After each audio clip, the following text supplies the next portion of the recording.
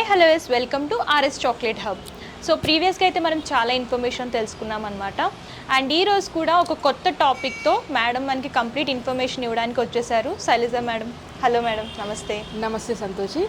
So ఏంటంటే నాకు ఒక డౌట్ ఉంది. యాక్చువల్గా మీరు అన్ని మెటీరియల్స్ మీరే ప్రిపేర్ చేస్తారా, లేదంటే ఇంపోర్ట్స్ కూడా చేస్తామని చెప్పారు కదా? సో మీరు ఇంపోర్ట్స్ చేసుకుంటారా ఎక్కడి నుంచి అయినా? ఇంపోర్ట్స్, ఎక్స్పోర్ట్స్ అన్నీ, మ్యానుఫ్యాక్చరింగ్ అన్నీ అనమాట. అయితే ఇదేంటి అంటే చాలామంది ఇంపోర్ట్స్ ఎక్స్పోర్ట్స్ గురించి కోర్స్ చేశారా మీరు, లేకపోతే ఎక్కడ నేర్చుకున్నారు, మీకు ఎలా తెలిసింది, ఆ ఫీల్డ్లోకి ఎలా వెళ్ళారు అని చాలామంది అడుగుతారు అనమాట. మీకు ఎవరో ఒకరు ఉన్నారు లేండి గైడ్ చేసేవాళ్ళు, మాకు ఎవ్వరు లేరు, అందుకనే మేము డెవలప్ కాలేకపోతున్నాము అని అంటారు. ఓకే. ఇంకా కొంతమంది ఏంటంటే నేను కోర్స్ చేశానండి, నాకు ఇంతవరకు ఏమీ రాలేదు, మరి మీకు ఎలా వస్తున్నాయి ఆర్డర్స్ అని అడిగే వాళ్ళు ఉంటారు అనమాట. మనకు తెలిసిన వాళ్ళే చాలామంది అంటుంటారు, అంటే మీరు అంత ఈజీగా ఎలా చేస్తారు, ఇంపోర్ట్ ఏంటిది, ఎక్స్పోర్ట్ ఏంటి, అలా కూడా అడుగుతుంటారు అనమాట. అయితే మీరు ఒకవేళ ఇంపోర్ట్ అండ్ ఎక్స్పోర్ట్ బిజినెస్ చేసే వాళ్ళకు చేయాలి అనుకునే వాళ్ళకు కూడా ఈ వీడియో యూజ్ అవుతుంది, చూస్తూ ఉండండి. అయితే ఇదేంటి అంటే నా ఎక్స్పీరియన్స్ అని కాదు, జనరల్గా కూడా చెప్తున్నాను అనమాట. ఇంపోర్ట్ అండ్ ఎక్స్పోర్ట్ అంటే ఏంటంటే ఫస్ట్ మీ దగ్గర ఒక నీడ్ అనేది ఉండాలి. అంటే నేను ఆల్రెడీ బిజినెస్ చేస్తున్నాను, నా దగ్గర మౌల్డ్స్ ఉన్నాయి, కొన్ని మౌల్డ్స్ అనేది నేను ప్లాస్టిక్ అనేది చేసుకుంటాను, నేను అంతవరకే సెటప్ చేసుకోగలుగుతాను. నెక్స్ట్ ఇంకా చాలా డిఫరెంట్ వెరైటీస్, ఇప్పుడు ఇవి సిలికాన్ మౌల్డ్స్ అంటారు. ఇప్పుడు ఈ సిలికాన్ అనేది నేను ఇండస్ట్రీని పెట్టలేను ఇమీడియట్లీ, కానీ నాకు రిక్వైర్మెంట్ అనేది ఉంది. అలా నాకు చాలా రిక్వైర్మెంట్స్ ఉంటాయి అన్నమాట. అలాంటివి ప్రతిదీ నేను తయారు చేసుకోలేను కదా, కానీ కస్టమర్కి నీడ్ ఉంటుంది. దాని ఒక్కదాని కోసం వేరే దగ్గర వాళ్ళు వెళ్ళలేరు. ఇంకా మనకు ప్రోడక్ట్ అనేది కంప్లీట్ కాదనమాట. ఆ ఐటెం లేకపోతే అది ప్రోడక్ట్ కంప్లీట్ కాదు. కాబట్టి మనం కొన్ని ఇంపోర్ట్స్ చేసుకోవాల్సి వస్తుందన్నమాట. కాబట్టి నాకు నీడ్ ఉంది కాబట్టి నేను ఇంపోర్ట్ చేసుకోవాలన్న ఆలోచన నాకు వచ్చిందనమాట. నాకు నీడ్ అనేది చెప్తుంటాను కదా, ఇప్పుడు నీడ్ అనేది ఉండాలి. ఫస్ట్ మనకు నీడ్ అనేది ఉన్నప్పుడే అది ప్రాసెస్ అనేది ముందుకెళ్తుంది అనమాట. నేను ఇంపోర్ట్ చేసుకోవాలన్న ఉద్దేశం, ఇంపోర్ట్ చేసుకొని బిజినెస్ చేసుకోవాలి అన్న ఒపీనియన్ నాకేం లేదు, బట్ నీడ్ అనేది వచ్చిందనమాట. మనం ఒక పని చేస్తూ వెళ్తూ ఉన్నప్పుడు ఆటోమేటిక్గా ఇవన్నీ వస్తూనే ఉంటాయండి. నేను ఇప్పుడు గ్రాఫిక్ డిజైనింగ్ అని అవన్నీ వెబ్సైట్ డిజైనింగ్ దగ్గర నుంచి నేను నేర్చుకున్నానని చెప్పి నాకు నీడ్ ఉంది కాబట్టి నేర్చుకున్నాను అనమాట. అలానే నేను ఇంపోర్ట్ ఎక్స్పోర్ట్ సంబంధించి కూడా నేను ఏ కోర్సు చేయలేదు, నాకు నీడ్ ఉంది. నేను ఇంపోర్ట్ చేసుకున్నప్పుడు ఫస్ట్ టైము నా స్టాకు పోర్ట్ వరకు వచ్చిందనమాట. నా ఇంటికి రావడానికి 2 months తీసుకుందండి. 1 month ఏమో సీలో ఓషన్లో రావడానికి టైం పట్టింది. తర్వాత ఓన్లీ నాకు పోర్ట్ దగ్గర నుంచి నా ఇంటికి రావడానికి 2 months పట్టింది. ఏంటి అని అంటే ఆ 2 monthsలోనే నేను లర్న్ చేశాను అనమాట. నాకు ఏమేమి డాక్యుమెంట్స్ కావాలో ఏ డాక్యుమెంట్ నాకు లేదు. ఓకే. అవి వచ్చాక వాళ్ళు నీకు ఇది లేదు నీకు ఇది ఉండాలి అని ఒక్కొక్క డాక్యుమెంట్ చెప్పాక, మళ్ళీ అది చెప్పాక ఇది లేదు అని అంటారు, ఇది చెప్పాక అది లేదు అని అంటారు. ఇవన్నీ అయిపోయాక నీ సప్లయర్ దగ్గర నుంచి అది తీసుకోలేదంటారు, ఈ బిల్లు తీసుకోలేదంటారు.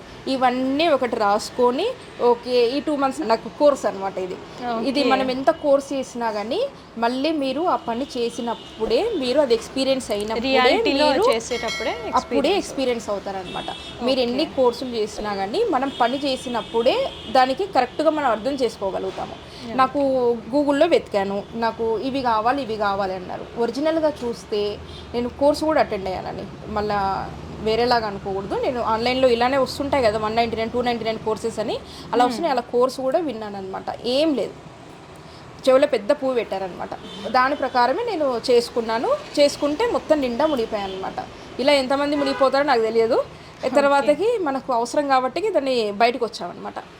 ఇక తర్వాతకి ఏమేం కావాలి ఏంటి అనేది ఒక్కొక్కటి లర్న్ చేసుకుంటూ మనకు మెటీరియల్ తీసుకోవడం జరిగిందనమాట. ఇది ఎప్పుడు మనకు పాండమిక్ అనమాట, వెరీ పాండమిక్ టైంలో. అప్పుడు ఒక ప్రోడక్ట్ మూవ్ కాలేదనమాట, ఇంకా చైనా నుంచి వచ్చినాయంటే అసలుకి మూవ్ కాలేదు, వాళ్ళ దగ్గర పెట్టేసుకుంటారు అనమాట. అలాంటి సిచ్యువేషన్ ఉన్నప్పుడు నేను ఇంపోర్ట్ స్టార్ట్ చేశాను అనమాట.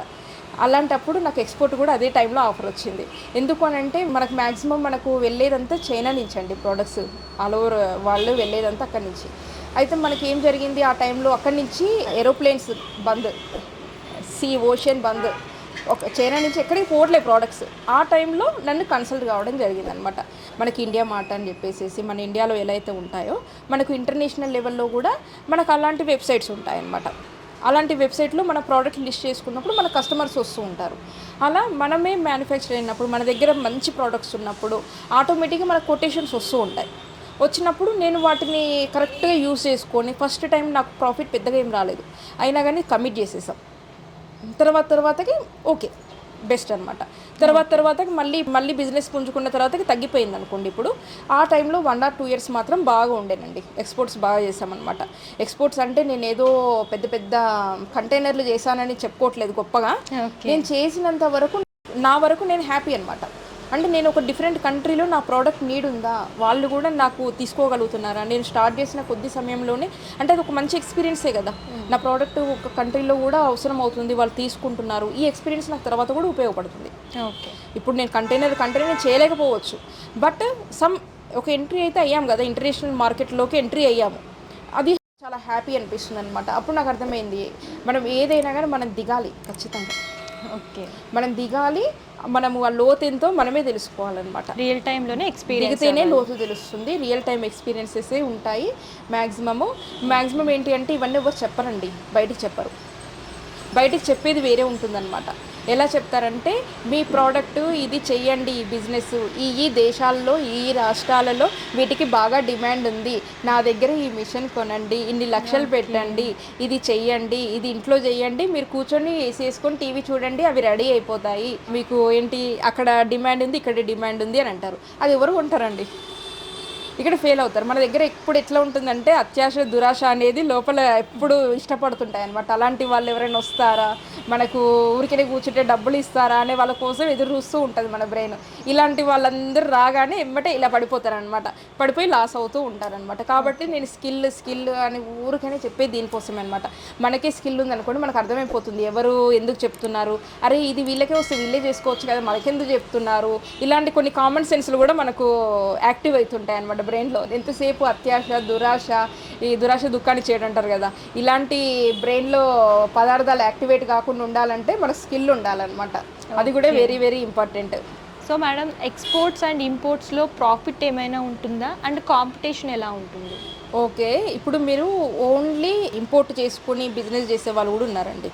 ఇప్పుడు ఫర్ ఎగ్జాంపుల్ నేను ఈ ఇండస్ట్రీలో ఉన్నాను, నేను చాక్లెట్ సంబంధించి మాత్రమే ఎఫర్ట్ పెట్టగలుగుతాను, నాకు అంతే టైం ఉంది. కానీ నేను ఇప్పుడు సోప్ బిజినెస్లో కూడా దిగాను, క్యాండిల్లో కూడా దిగాను. మరి నేను క్యాండిల్లో కూడా నేను మౌల్డ్స్ అని, దానికి కూడా ప్యాకింగ్ అని ఎన్నో ఉన్నాయండి నాకు. ఓకే, ఆ ప్రతిదీ నేను చేసుకుంటూ కూర్చోగలుగుతానా? నేను ఒక బ్యాచ్ వేసాను అంటే చాక్లెట్ బాక్సెస్ ఒక్క మోడల్కి 5000 బాక్స్ బ్యాచ్ చేస్తామన్నమాట. ఓకే, నాకు అట్లీస్ట్ ఈ రోజు నుంచి మొదలు పెడితే దివాళీ వరకు 1,00,000 బాక్సులు సేల్ చేస్తామండి. అట్లీస్ట్ మినిమం అవుతాయన్నమాట. అంటే మనకు బాక్స్ అనేది యూజ్ అండ్ త్రో కదా. ఇప్పుడు చాక్లెట్ వస్తుంది, బాక్స్ తీసుకున్నాం, తిన్నాం, పడేస్తాము. ర్యాపర్స్ యూజ్ అండ్ త్రో, మళ్ళీ నీడ్ ఉంటాయి, అలా ఎక్కువ పడతాయి అన్నమాట. యూజ్ అండ్ త్రో ఐటమ్స్ అవన్నీ డిస్పోజబుల్ ఐటమ్స్ కాబట్టి ఎక్కువ నీడ్ ఉంటుందన్నమాట. ఓకే, అలాంటప్పుడు నేను వేరే వాటి మీద నేను కాన్సన్ట్రేషన్ చేయలేను. ఇంకా డెడ్ ఇన్వెస్ట్మెంట్, ప్రతిదీ నేను ఇంత తెచ్చి పెట్టుకోలేను కదా, స్పేస్ కూడా సరిపోదు కదా, నా అవసరానికి తగ్గట్టుగా నేను ఇంపోర్ట్ చేసుకుంటాను అనమాట. అలా ఒక సెగ్మెంట్ మీరు పెట్టుకొని, ఫర్ ఎగ్జాంపుల్ మీరు బేకరీ ఇండస్ట్రీలో ఉన్నారు, మీరు టెక్స్టైల్ ఇండస్ట్రీలో ఉన్నారు, లేదు అంటే మీరు స్టేషనరీ ఇండస్ట్రీలో ఉన్నారు, ఏదైనా ఒకటి పెట్టుకొని దానికి సంబంధించిన వాటినే ఇంపోర్ట్ చేసుకోండి. దాంట్లో కూడా 2 టైప్స్ ఉంటాయండి. ఒకటి బై ఎయిర్ ఉంటుంది, బై మనకు ఓషన్ ఉంటుంది. ఎవరైతే సప్లయర్ ఉన్నారో, మ్యానుఫ్యాక్చరర్ ఉన్నారో, మనం ఏదైతే కంపెనీ దగ్గర తీసుకుంటున్నామో నాకు ఎంతకి ఇస్తాడో వేరే ఎక్స్పీరియన్స్ ఉన్నోడు సీనియర్ కూడా అంతకే ఇస్తాడండి. వాళ్ళైనా ఇండియనే, మనమైనా ఇండియనే. వాళ్ళకి ఏదో ఇస్తున్నారు, వాళ్ళు బాగా ఎదుగుతున్నారు, మనకి ఏది ఇవ్వట్లేదు అనుకోకూడదు. అక్కడ వాళ్ళు ఎవరో మనం కూడా అదే. నాకు ఆర్డర్ ఇండియా నుంచి ఒక పర్సన్ ఇచ్చారనే వాళ్ళు ట్రీట్ చేస్తారు. నీకు 100 కావాలంటే ఒక రేట్ చెప్తారు, 10 కావాలంటే ఒక రేట్ చెప్తారు, నువ్వు 1000 కావాలంటే ఒక రేట్ చెప్తారు. నువ్వేం తీసుకుంటున్నావు అనేది నీ ఇష్టం అనమాట. ఇక్కడ ఒకటి ఉంటుంది, నాకు 10 కావాలి అని అంటే 100 రూపీస్ చెప్తారు, నీకు 50 కావాలనుకోండి ఒక 20 తగ్గిస్తారు. అలా రేటు అలా డిఫరెన్స్ వస్తుంది, అక్కడ ప్రాఫిట్ ఉంటుంది. పీసెస్ని బట్టి ప్రైస్ అనేది ఉంటుంది, అలా ప్రాఫిట్ ఉంటుంది అనమాట. అంటే మనము గెయిన్ చేయడానికి నేను మార్గాలు చెప్తున్నాను, ఏదో కాదనమాట. ఉన్న ప్రోడక్ట్లోనే క్వాంటిటీని బట్టి మనకు ప్రాఫిట్ మార్జిన్ అనేది వస్తుంది. ఇంకొకటి ఏంటి అని అంటే మనము 100 రకాల మార్గాల్లో పోయే బదులు ఒక ప్రోడక్ట్ని మీరు ఎక్కువ తీసుకున్నారనుకోండి. ఫర్ ఎగ్జాంపుల్ స్పిన్నర్ అండి, ఎందుకంటే నేను స్పిన్నర్ అనేది ప్రతి ఒక్కరు చూస్తారు, ప్రతి ఒక్కరి ఇంట్లో ఉంటుంది కాబట్టి నేను చెప్తున్నాను. మన స్పిన్నర్స్ ఇప్పుడు ఈ మధ్య లేవు, కానీ ఒకప్పుడు నడిచిన టైంలో మనం బయటికి వెళ్ళామంటే ఇంటికి వచ్చేసరికి స్పిన్నర్ని చూడకుండా మనం ఇంటికి రాలేమన్నమాట.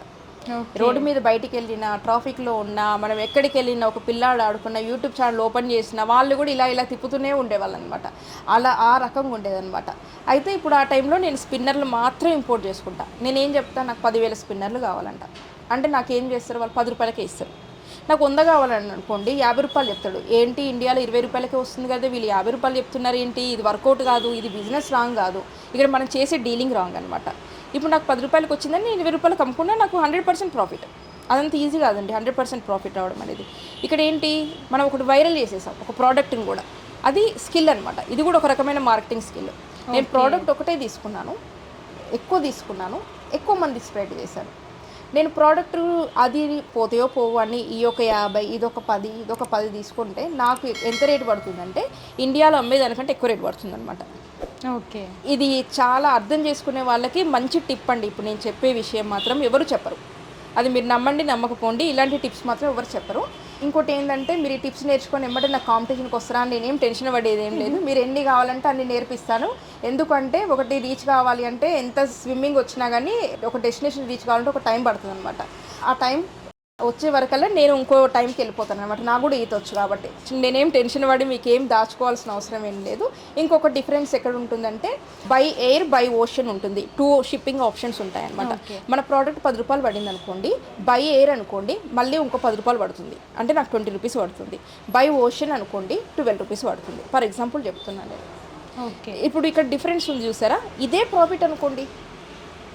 మీరు ఎక్కువ డిఫరెన్స్ వద్దు, ఈ షిప్పింగ్ ఛార్జీలు ఉండే డిఫరెన్సే నాకు ప్రాఫిట్ అనుకోండి. అలా చూసినా మీకు 80% డిఫరెన్స్ వచ్చింది కదా ప్రాఫిట్. మనం ఏ ప్రోడక్ట్ మనం ఏం చేస్తూ వస్తుంది చెప్పండి డిఫరెన్స్. అలా అనమాట. అక్కడ కొన్ని షిప్పింగ్ ఛార్జెస్ చేసుకోవడము, కొన్ని తక్కువ వెయిట్కి ఎక్కువ ప్రోడక్ట్స్ వచ్చేది. అంటే ఇప్పుడు వుడెన్ బాక్సెస్ అని ఉంటాయన్నమాట. ఇప్పుడు ఈ బాక్స్ ఉంది, ఈ బాక్స్ మనం అమ్మేది ఫర్ ఎగ్జాంపుల్ 100 రూపీస్. ఇప్పుడు ఊరికనే చెప్తున్నాను, ఇది 100 రూపీస్ ఇవ్వండి అని అడగండి, నేను జస్ట్ చెప్తున్నాను అనమాట. అయితే దీన్ని కొరియర్ చేయడానికి నాకు 100 రూపీస్ పడుతుంది, ఎందుకంటే వాల్యూమ్ ఎక్కువ ఉంటుంది, పెద్దగా ఉంటుంది. అదే ఇప్పుడు ఈ మౌల్డ్ ఉంది, ఈ మౌల్డ్ ఇలాంటి వాల్యూమ్లో ఎంత వస్తాయి, ఇంత బాక్స్లో ఒక 15-20 పీస్ ఈజీగా వస్తాయి అనమాట. అప్పుడు దాని మీద వచ్చే ప్రాఫిట్ ఎంత ఉంది, నాకు ఎక్కువ ఉంటుంది. నాకు ఫర్ ఎగ్జాంపుల్ నాకు 50 రూపాయలు పడుతుంది, నేను 100 రూపాయలకు అమ్ముతున్నాను. ఇప్పుడు దీని మీద ప్రాఫిట్ ఎంత ఉంటుంది, నాకు సేమ్ అదే 50 రూపాయలు పడుతుంది, 100 రూపాయలకు అమ్ముతున్నాను. కానీ కొరియర్ ఛార్జ్ ఎక్కువ అవుతుంది కదా, ట్రాన్స్పోర్ట్. అలాంటప్పుడు మీరు చూస్ చేసుకోవాల్సింది ఏంటి అని అంటే, తక్కువ షిప్పింగ్ ఛార్జెస్ పడాలి, మనకి ఎక్కువగా రావాలి. అందుకనే టాయ్స్ అండి, మనకు ఎక్కువగా ఇంపోర్ట్ చేసుకునేది టాయ్సే. ఇంపోర్ట్ ఎందుకు ఎక్కువ చేసుకుంటారు అని అంటే, చిన్నగా ఉంటాయి, వెయిట్లెస్ ఉంటాయి, తక్కువ వెయిట్లో తక్కువ షిప్పింగ్లో ఎక్కువ ప్రాఫిట్ వస్తుంది అనమాట. అందు గురించి ప్రోడక్ట్ డెసిషన్ కూడా చాలా ఇంపార్టెంట్ అనమాట. తీరా వచ్చాక మనము లాస్ వచ్చింది అనుకోకూడదు. ఎప్పుడు చెప్పేది అదే, బిజినెస్ని కానీ ఒక పర్సన్ని కానీ ఒక ప్రోడక్ట్ని కానీ ముఖ్యంగా మార్కెట్ని కానీ బ్లేమ్ చేయకూడదు. ఎంతసేపు మనము అనాలిసిస్ చేసుకోవాలన్నమాట. ఓకే మేడం, థ్యాంక్ యూ, మంచి ఇన్ఫర్మేషన్ ఇచ్చారు. Thank you. సో ఇంకా మీరు తెలుసుకోవాలి బిజినెస్ గురించి అలాగే ప్రొడక్ట్స్ గురించి అని అనుకుంటే మీరు ఈ వీడియోని లైక్ చేయండి, షేర్ చేయండి, కామెంట్ చేయండి, సబ్స్క్రైబ్ చేయండి. Thank you.